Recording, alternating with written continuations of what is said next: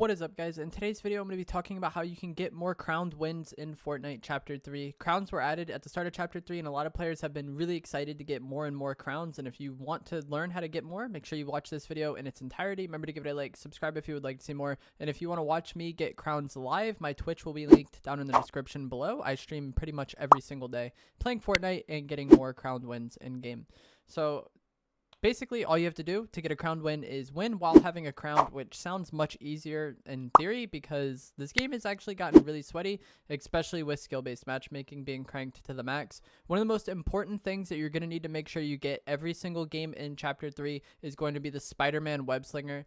This thing is incredibly overpowered. It is like one of the best pieces of mobility we've ever had in the game, period. Not only is it going to allow you to get around the map very quickly and rotate effectively, you won't have to worry about zone really at all if you have a Spider-Man mythic, which is just really nice. That's one aspect of the game that you don't have to worry about at all. But Endgame, it can also be really helpful for getting good positioning, and getting good positioning is really important in Chapter 3 because of how much the meta is just like really oriented around spray. Getting to the right spot first at the end of zone and controlling it and getting height is just really all you need to do to be able to win in this season because of how effective the spray weapons are. Also, it can allow you to avoid fall damage. You can get height on people with the Spider-Man. Pretty much all, the Spider-Man is overpowered in so many ways, and it's one of the best mobility items that we've ever had in the game. So you're going to want to secure these for yourself pretty much every game. So wherever you like to land, find out where the nearest Spider-Man spawns are. There's a website called fn.gg where you can actually look on the Fortnite map, and it will show you where all the spawns are. It will be linked down in the description below if you want to look at it. But you can use this to find out where all the Spider-Man spawn and find whatever Spider-Man spawn like near where you like landing. So pretty much how I play the game is I land at a spot, I clear it, I loot it, and then I rotate towards Spider-Man. Some people do like to just land on the Spider-Man mythic itself. I don't personally like to do that, but that is an option you can do. Either way, you need to either land on the Spider-Man or rotate to it as soon as you clear your POI, and make sure you can get it consistently because it is very important in Chapter 3. Also, every time you kill a player, their Spider-Man mythic will drop at max. So every time you get a kill, if they have a Spider-Man mythic, make sure you pick it up. And there's also, on top of all of the other things I listed, there's another reason why the Spider-Man mythic is really good, but we're going to get to that later on in the video because it kind of has something to do with what I'm going to talk about then. Another thing that can really help you in Chapter 3, get wins consistently, is going to be tents. This is something that not a lot of people think about, but you can store loot in a tent in one game and then pull it in the next. And one thing I like to do is if I clear my area and there's vending machines there that have good shotguns in it, typically I will buy a bunch of purple pumps and then just put them in my tent for later. That way every single game I can get a good shotgun. And that sounds obvious, cool, you can store a shotgun, but every single game, if you have a purple pump, your odds of winning, or purple or gold or whatever, if you have a good shotgun every game, your odds of winning it go up drastically. So I would definitely recommend taking advantage of that. If you land in an area with vending machines, store those good shotguns in there, or before you go for wins or whatever, just go land at an area with vendings and until you find a shotgun vending that's good, and then fill your tent with pumps, and then just start going for wins from there. You can kind of just farm the vending for good shotguns and just keep backing out of matches until you get a shotgun vending. Fill your tent with it, and then every single game you will have good shotguns, and it will make your life so much easier, I promise, and it'll make your consistency go way up. If you play the game a lot, you probably have max gold anyways, and if you're going for a lot of wins, you're gonna get gold over time. So I feel like that problem takes care of itself. I spend gold all the time without really thinking about it at all, and I'm pretty much always at max gold. So definitely take advantage of tents when you can.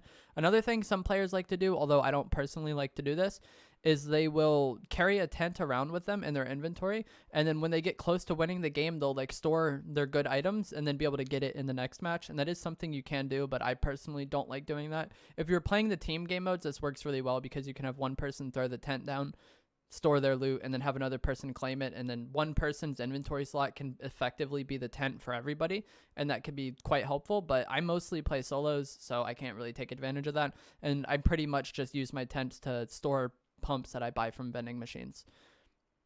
Now, to win, like we said before, to get a crowned win, you have to have a crown when you win. And if you don't already have one, you're going to need to get a crown.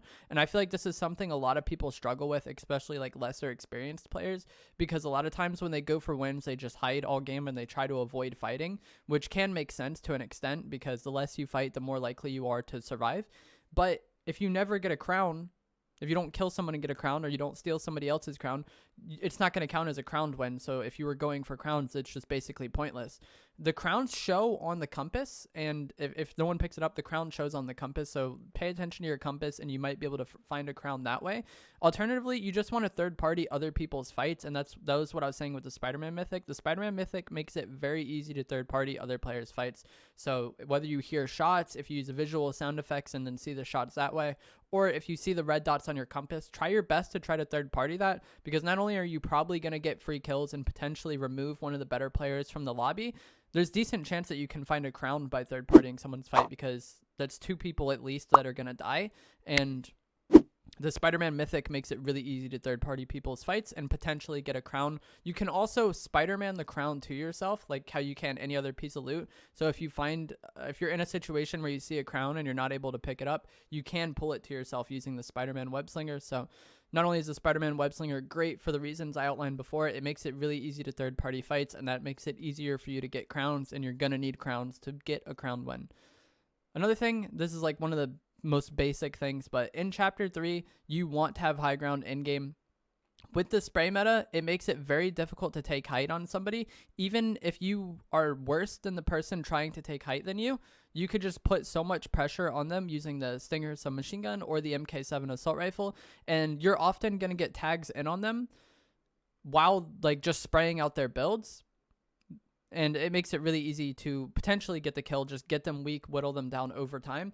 And a lot of players, for some reason, what I've experienced is they just do nothing in game. Like, I get height, and then they just do nothing but try to survive. Even if it's like a 1v1, they'll just sit there and do nothing. So if you have been pushing people and getting kills over the course of the game and third-partying fights to find crowns or just easy kills, you're probably going to have a lot of SMG ammo in game. And getting height will just completely get you the win, especially if you fight one of those players, like I said, that do nothing. If you're someone who isn't as good at the game, it's likely that a lot of the players in your lobby aren't going to do anything in-game. So all you have to do is keep height and spray down on them and run them out of mats. I know it could take a while in pubs because you can have 1,000 of each material, and a lot of people that play for wins just get max mats in camp. It's another thing. Make sure you have a lot of mats in-game, because a lot of people play like this and just try to drag the game out for as long as possible. So you're going to want to make sure you have a lot of mats. But if you have high ground, you can just spray down on them and run them out of mats and basically trade your SMG ammo for their mats. And if you have an absurd amount of SMG ammo, typically end game I have max SMG ammo, and I could just sit height and spray down on people, and sure, it might take a while, but eventually they're going to run out of mats, they're going to run out of options, and you're probably going to get some tags in on them anyways over time. And even if it's just like 1 tag on them per magazine, you only have to do that a few times before the person is really weak, and they're going to be running out of mats in the long term. So I feel like just like playing pressure and choking people out in game like that is probably the easiest way to win in chapter 3. Unfortunately, this just comes from the fact that the spray weapons are so effective, and that a lot of people just for some reason play to do nothing in game. I'm sure I'll have clips of that playing on screen showing just like the weird players I encounter. But yeah, you can just sit height, spray down on people, run them out of mats, put pressure on them, get some damage in on them, and then maybe make a play later on once they're really weak.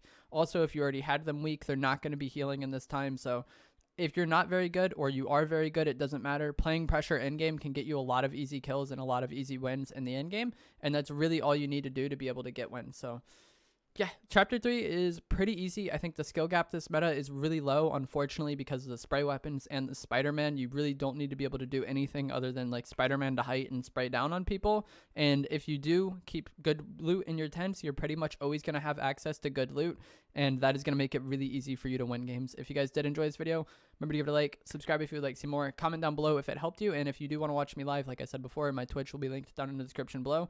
Obviously, if I'm playing the game live, I can give more like in the moment or like situational tips or answer any questions you have, so make sure you follow me on Twitch. It is in the description down below. Thanks for watching.